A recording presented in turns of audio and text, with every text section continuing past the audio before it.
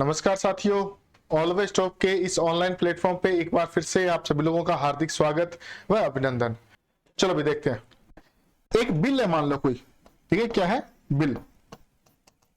अब ये बिल अगर कहीं पे विधान परिषद है या विधानसभा तो सभी जगह होगी, विधानसभा में पास हो गया, उसके बाद विधान परिषद में पास हो गया, तब ये कहां पर जाता है? राज्यपाल के पास। ठीक है, ये राज्यपाल के पास जाएगा। अगर ये पास हो गया तो वहां से कानून बन जाएगा वो वाला। ठीक है, तो राज्यपाल के पास पहुंच गया। अब राज्यपाल यहाँ पे क्या कर सकता है? दो तीन काम कर सकता है। या तो वो इसको वापस रिजेक्ट कर सकता है कि भाई ये काम का नहीं है, नहीं इस पे साइन कर रहा। या क्या कर सकता है, वो कहता है यार एक बार के लिए पुनर्विचार के लिए भेज सकता है कि तुम एक काम करो, दोबारा इस चीज पे सोचो, ये सही नहीं है। या क्या कर सकता है, उसको राष्ट्रपति के पास भेज सकता है। या फिर क्या कर सकता है, उसको सीधे से ही खारिज कर सकता है। ये कुछ पावर है, लेकिन आपको ये बातें नहीं याद रखनी। आपको सिर्फ मेन बात क्या ध्यान रखनी है कि वीटो पावर के तहत राज्यपाल किसी विधेयक को एक बार पुनर्विचार के लिए लौटा सकता है। एक बार पुनर्विचार के लिए लौटा सकता है। ठीक है, क्योंकि देखो समझाने को चीजें बहुत सारी है। मैं खुद शुरुआत में जब क्लास लेने लगा था तो मैंने सोचा था कि कम से कम इसके अपने 5 या 6 लेक्चर होंगे, इतना डिटेल में समझाएंगे, एक चीज आरएस लेवल तक की करवाएंगे। लेकिन फिर जब पता लगा कि कुछ बच्चे ऐसे होंगे जो एलडीसी की तैयारी कर रहे होंगे, अब एलडीसी की तैयारी करने वाले बालक को अगर अपन आरएस लेवल की चीज थोपेंगे तो वो वैसे ही दब जाएगा। तो इस वजह से क्या किया जा रहा है, आपको ज्यादा चीजों में नहीं डाला जा रहा है। आप ध्यान रखना, आर्टिकल 200 में क्या है? Veto power. वीटो पावर के तहत जो राज्यपाल, उसके पास पावर क्या है कि किसी भी विधेयक को वो एक बार पुनर्विचार के लिए लौटा सकता है। पहली बात।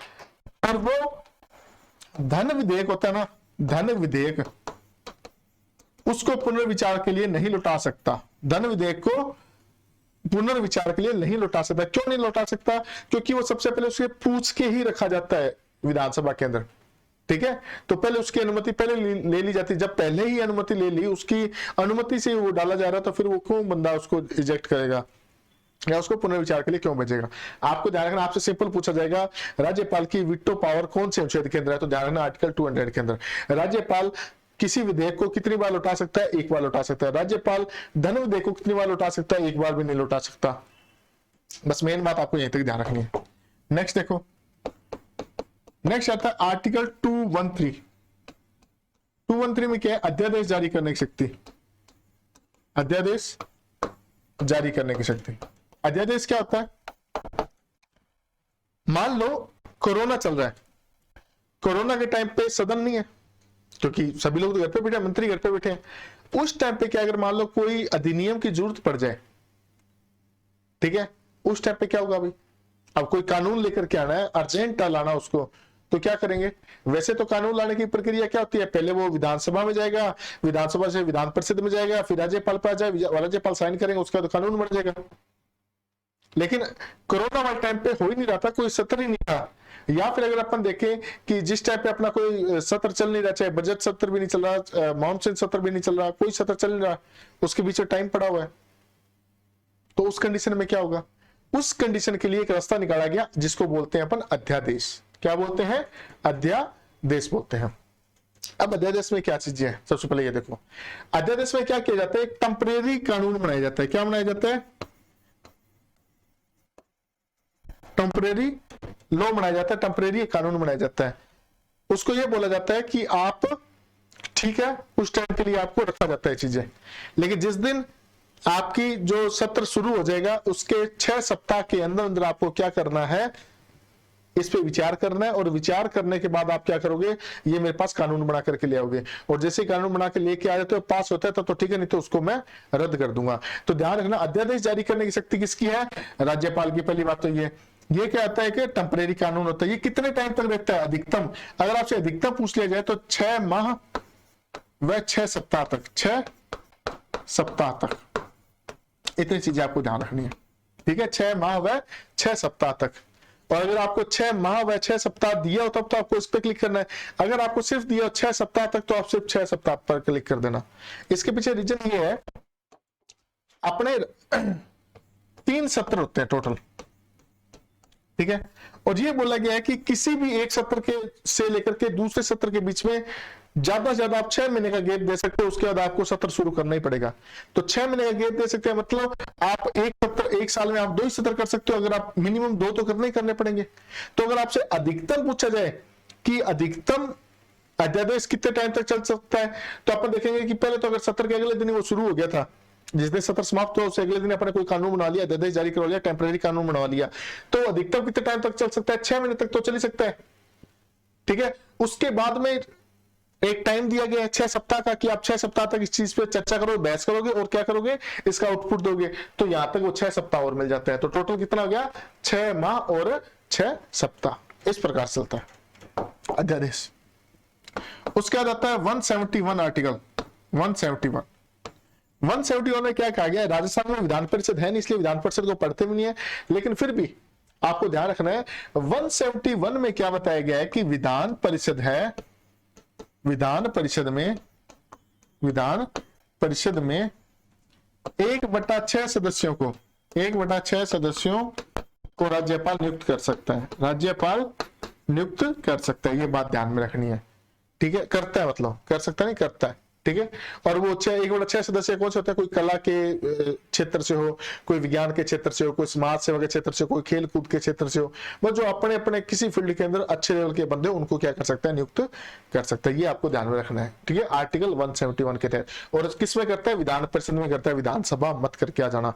कई बार ये क्वेश्चन पूछा गया सत्य असत्य कथन में, क्योंकि राज्यपाल और राष्ट्रपति में हमेशा ही क्वेश्चन इस फॉर्म में पूछे जाते हैं, असत्य कथन का चुनाव करें। और असत्य कथन के चुनाव में क्या लिखा जाएगा आपको?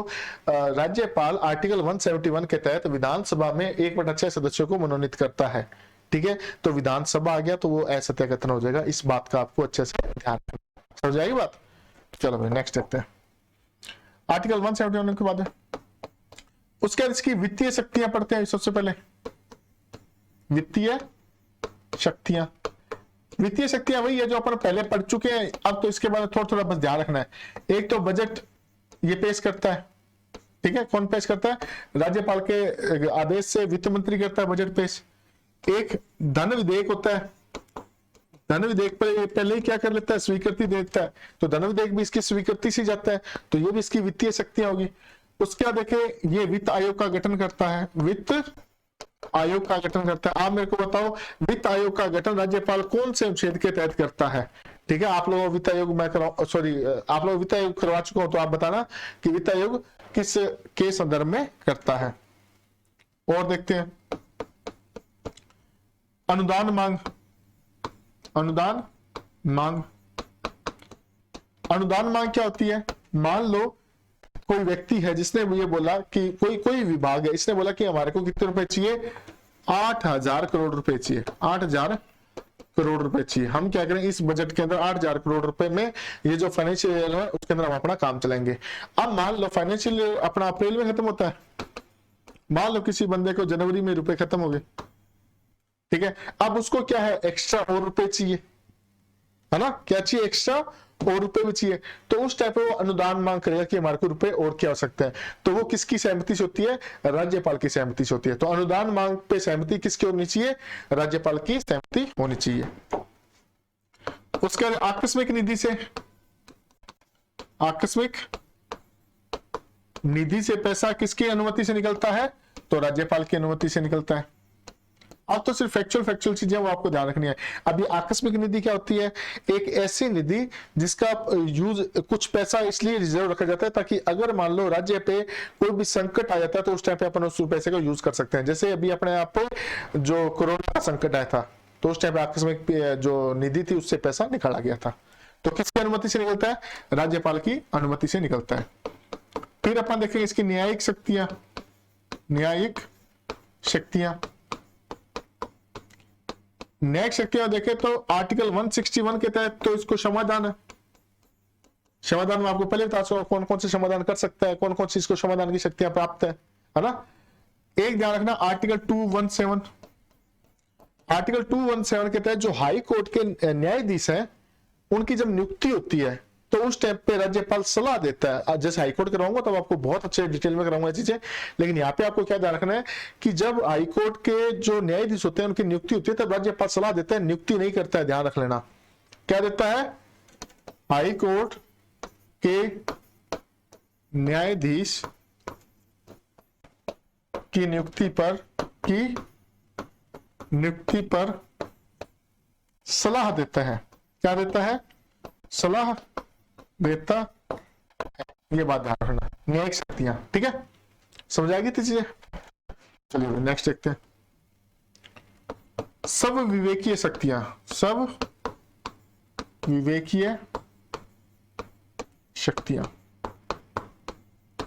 सबसे पहले देखो आर्टिकल 163, आर्टिकल 163 का सब क्लॉज नंबर 1 और एक आर्टिकल 63 का सब क्लॉज 2। आर्टिकल 163 में क्या बोला गया है कि राज्यपाल अपना जो भी कार्य करेगा उसकी सहायता के लिए एक मंत्रिमंडल होगा। क्या होगा? एक मंत्री परिषद होगी, मंत्री परिषद या मंत्रिमंडल होगा राज्यपाल की सलाह के लिए, राज्यपाल की सलाह के लिए, सलाह के लिए। पहली बात, इसमें क्या लिख दिया? राज्यपाल सलाह मानने के लिए बाध्य नहीं होगा, राज्यपाल सलाह मानने के लिए बाध्य भी नहीं है। जरूरी नहीं है कि उसको मानना ही मानना पड़ेगा, नहीं माने तो नहीं माने, लेकिन कुछ एक चीजों पर, ऐसे नहीं वो हर एक चीज को बैठ जाए नहीं मैं नहीं मान रहा, मैं नहीं मान रहा, कुछ एक चीजों पे उसको ये बात बोली गई है। अब जो वो चीजें हैं जिन पे उनको वो चाहे तो फैसला ले या न ले, उन शक्तियों को बोलते हैं सर्वविवेकीय शक्तियां। अब सर्वविवेकीय शक्तियां क्या है कि वो अपने विवेक से फैसला लेगा उस टाइम पे। तो ये भी शक्तियां दो प्रकार की है। एक तो वो शक्तियां जो संविधान ने उसको दी है कि संविधान ने बोला कि यहाँ पे तू अपना फैसला ले सकता है, ठीक है। और एक क्या है, उसके खुद के मन की है, उस टाइम पे संविधान ने नहीं दी लेकिन उसको खुद के मन की है, वो चाहे जो कर सकता है वहां पे। तो सबसे पहले देखते हैं संविधान प्रदत्त, क्या देखेंगे? संविधान प्रदत्त सर्वविवेकीय शक्तियां। पहले भी मैं बता चुका हूं, दोबारा फिर सुन लो आप लोग, क्योंकि राज्यपाल के घुमा घुमा के वही बातें वापस आती रहती है। सबसे पहली बात, आर्टिकल 200, आर्टिकल 200 में क्या है? विटो पावर। मैंने आपको कहा था कि विटो पावर थोड़ी बताई है, क्योंकि यहां पे बताना उसको जरूरी था। आर्टिकल 200 में क्या बोलता है कि अगर मान लो राज्यपाल को ऐसा लगता है कि कोई विधेयक आया है, कोई बिल आया है जिसको जो उसको लगता है कि नहीं यार ये जो बिल है ना, ये मैं साइन नहीं करूंगा, इसके ऊपर राष्ट्रपति साइन करेगा, तो ये इसका डिसीजन कौन लेगा? राज्यपाल खुद लेगा। और ये शक्ति किसने दी है? संविधान ने उसको दिया। कौन से आर्टिकल में? आर्टिकल 200 में। बात आई समझे? अब कुछ उसको ये कंडीशन बोली भी गई है कि अगर मान लो कोई ऐसा हो जो हाईकोर्ट की शक्तियां कम कर रहा हो, ऐसा कोई बिल हो, तो उस पर आप क्या करोगे? सबसे पहले जाकर के राष्ट्रपति को भेजोगे। कोई देश की सुरक्षा का मामला हो, उस टाइम पे आपको क्या करना है? जाकर के राष्ट्रपति को देना है। अगर मौलिक अधिकारों से संबंधित कोई मामला तो भी आपको राष्ट्रपति को सेंड करना है। कुल मिला के आपको ध्यान करना है कि आर्टिकल 200 के तहत राज्यपाल क्या कर सकता है? किसी भी जो कानून है, कोई बिल है, उसको क्या कर सकता है? राष्ट्रपति को भेज सकता है। और वो उसकी क्या है? सर्वविवेकीय शक्ति है, पहली शक्ति। विटो पावर के तहत देखते हैं। दूसरी बात देखते हैं अपन राष्ट्रपति शासन की। राष्ट्रपति शासन अपन पहले पढ़ चुके हैं 356 में, है ना? 356 में। अब कोई भी जो मंत्री होगा, मंत्रिमंडल होगा या फिर कोई भी मुख्यमंत्री, वो नहीं चाहेगा कभी भी कि हमारे यहाँ पे राष्ट्रपति शासन लगे, हमारे जो मंत्री परिषद है उसको भंग हो। तो उस टाइप पर सलाह थोड़ा ना देगा कि आप आगे करो। लेकिन ये क्या है? सर्वविवेकीय शक्तियां हैं। राज्यपाल, मैंने पहली क्लास में आप लोगों को बताया था कि राज्यपाल का क्या काम है, उसकी दोहरी भूमिका होती है। एक तो वो जो कार्यपालिका शक्ति होती है उसका प्रमुख होता है, प्लस दूसरा उसका काम क्या होता है कि वो जो केंद्र में बैठा बंदा होता है, राष्ट्रपति होता है, उसका क्या होता है? ये यहाँ पे प्रतिनिधित्व भी करता है। ये ध्यान रख लेना, ठीक है। तो ये क्या करता है? राष्ट्रपति शासन के लिए अनुशंसा कर सकता है 356 के तहत। और ये भी क्या कर सकता है? ये सब विवेक से ही कर सकता है। और देखते हैं 167 इससे के तहत ये क्या कर सकता है? सीएम से कोई भी सूचना मांग सकता है। कोई भी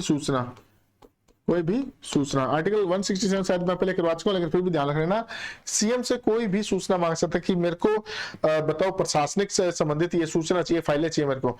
तो ये कर्तव्य किसका बनेगा? सीएम का, कि उनको वो जानकारी पूरी की पूरी प्रोवाइड करवाए। ये क्या है? इनकी सर्वविवेकीय शक्तियां जो संविधान ने दी है।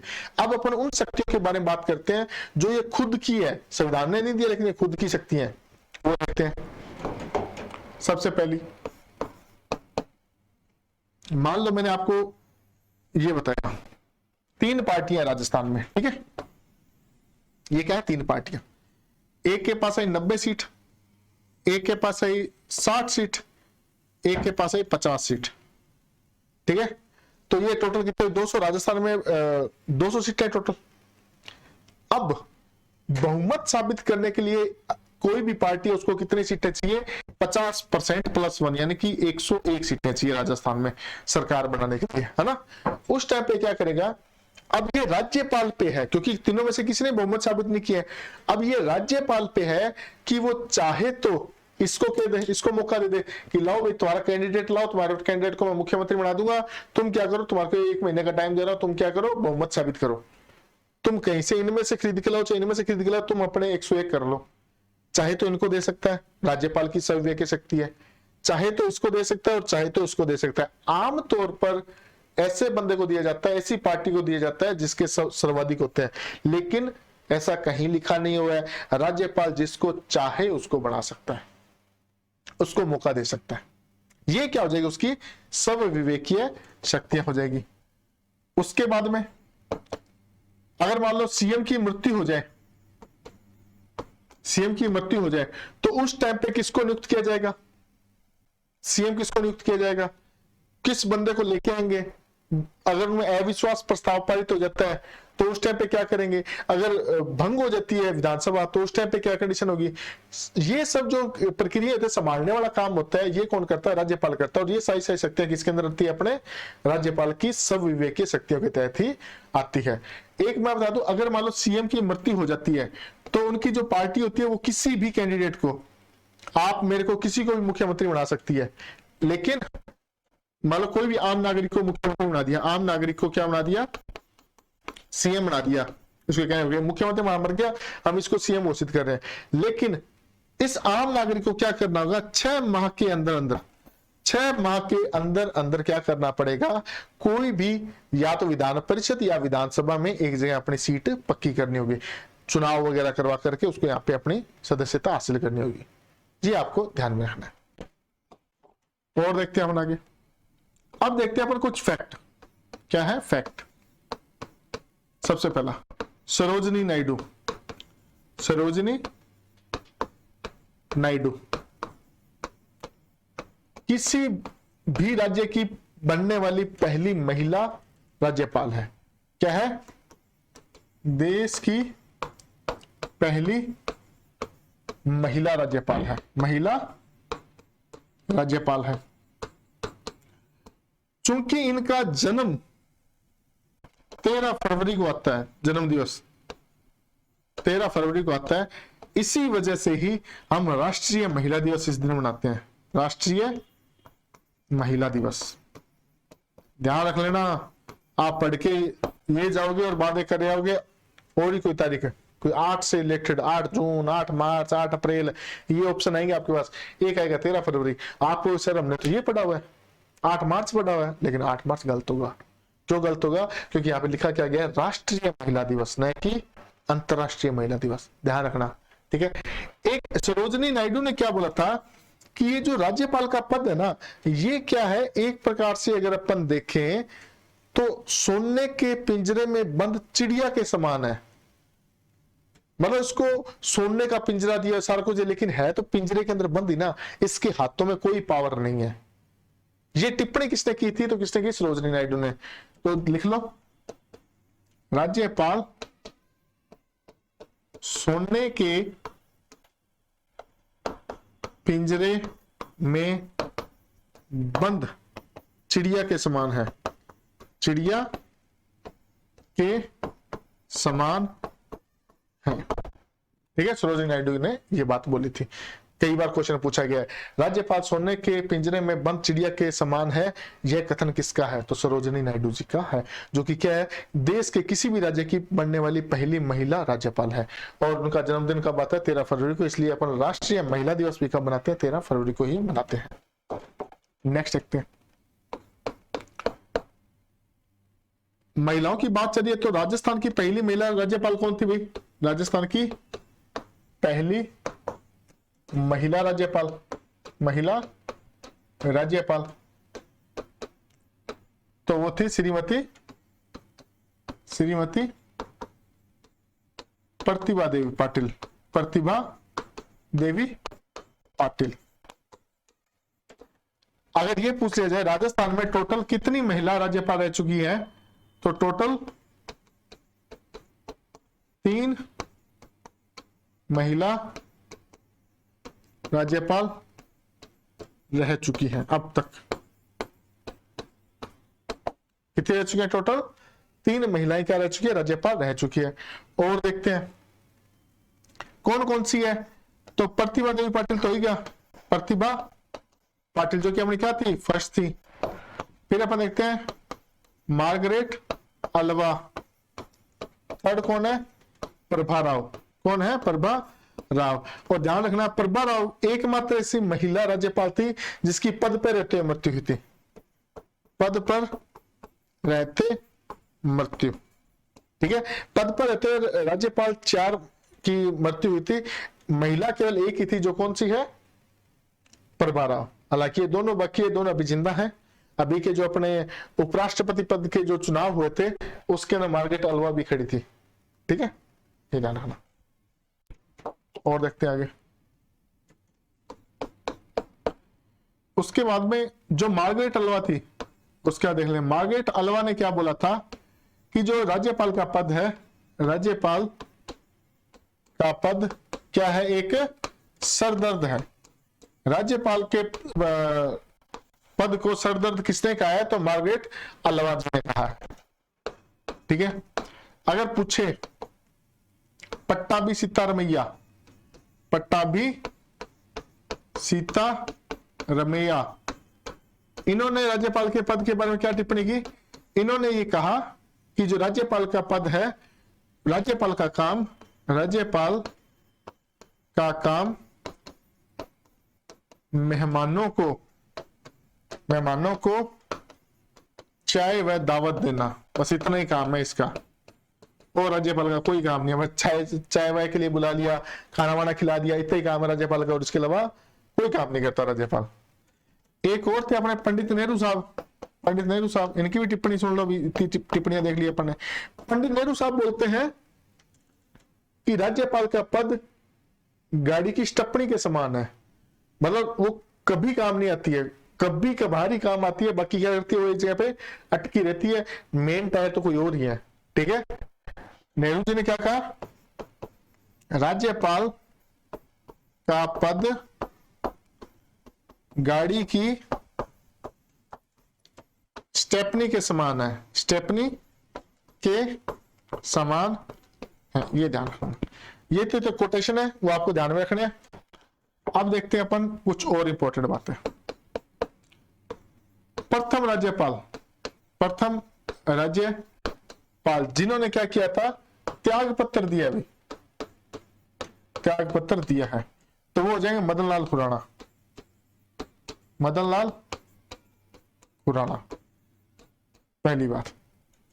और देखिए अपन इसके अंदर तो बलीराम भगत जो क्या थे? राज्यपाल, अपने राजस्थान के राज्यपाल तो थे, प्लस लोकसभा के अध्यक्ष भी रहे हैं, कौन है ये? बलीराम भगत जी। और देखते हैं प्रथम राज्यपाल जिसको बर्खास्त किया गया था, जिसे बर्खास्त किया था, बर्खास्त करने वाले कौन है? रघुकुल तिलक।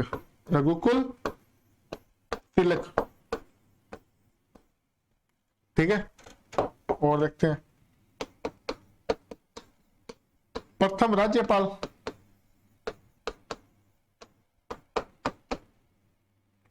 जो कि किस काम के लिए बोले?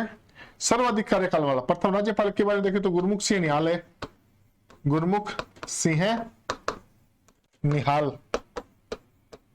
और इनका क्या है? सर्वाधिक कार्यकाल है। फिर अगर अपन देखें न्यूनतम कार्यकाल, तो न्यूनतम कार्यकाल किसका है? टीवी राजेश्वर जी का, टीवी राजेश्वर जी का। फिर अपन देखते हैं पद पर रहते हुए मृत्यु, पद पर रहते हुए मृत्यु किन किन की हुई है? तो भाई पद पे रहते हुए 4 लोगों की मृत्यु हुई है, 4 लोगों की हुई है। और जो पहला राज्यपाल था जिनकी पद पे रहते हुए मृत्यु हुई थी, तो वो बंदा कौन था? दरबारा सिंह। कौन थे? दरबारा सिंह। अब देखते हैं हमारे चारों लोग कौन कौन से हैं। एक तो है दरबारा सिंह, दरबारा सिंह। दूसरा हो जाएगी प्रभा राव, तीसरा हो जाएगा निर्मल चंद्र, चौथा हो जाएगा एस के सिंह, एस के सिंह। नाम याद कर लेना, शैलेंद्र कुमार सिंह। मैंने एस के सिंह इसलिए लिखा है क्योंकि एक बार एग्जाम में क्वेश्चन पूछा गया था, बच्चों ने शैलेंद्र कुमार पढ़ रखा था, वहां पे एस के सिंह आ गया। अब बच्चों के डाउट कि भाई साहब क्या करें, ठीक है? तो आपको भी क्या करना, ध्यान रखना है, एस के सिंह भी आपको याद करके रखना है, ठीक है? आगे बात समझ में? चलो भाई, तो आज की क्लास को अपनी समाप्त करते हैं। मिलते हैं हम कल एक नए टॉपिक के साथ में। कल शायद अपन मुख्यमंत्री करेंगे, उसके बाद हाईकोर्ट करेंगे, उसके बाद आगे की आगे चीजें चलती रहेगी, ठीक है? तो आज की क्लास में समाप्त करते हैं, मिलते हैं कल की क्लास में। Thank you so much.